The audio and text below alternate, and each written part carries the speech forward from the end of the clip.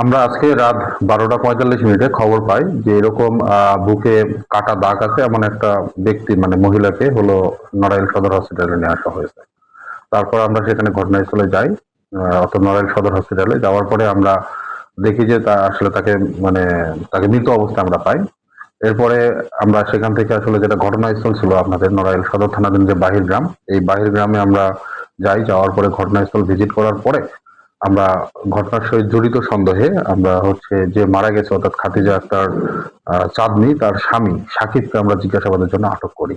তো আমরা সাকিবকে জিজ্ঞাসাবাদ করেছি এবং জিজ্ঞাসাবাদের জন্য আটক করি এবং আটক করার পরে তাকে প্রাথমিকভাবে জিজ্ঞাসাবাদে আমরা যেটা জানতে পেরেছি যে তাদের মধ্যে আসলে দাম্পত্য কলহ ছিল। এই দাম্পত্য কলহের জের ধরেই সে তার ওয়াইফ খাদিজা চাঁদনীকে হত্যা করেছে। আমরা হত্যাকাণ্ডে ব্যবহৃত যে খড় কাটার জন্য যে হাসুয়া পাওয়া যায় মানে হাসুয়া বা বটি এইটা এবং যেই বিছানার উপর তাকে মেরেছিল সেই রক্তমাখা বেডশিট এবং আমরা ভেজা একটা কাঁথা, এই তিনটা জিনিস আমরা জব্দ করেছি। মামলা রুজু প্রক্রিয়াধীন আছে।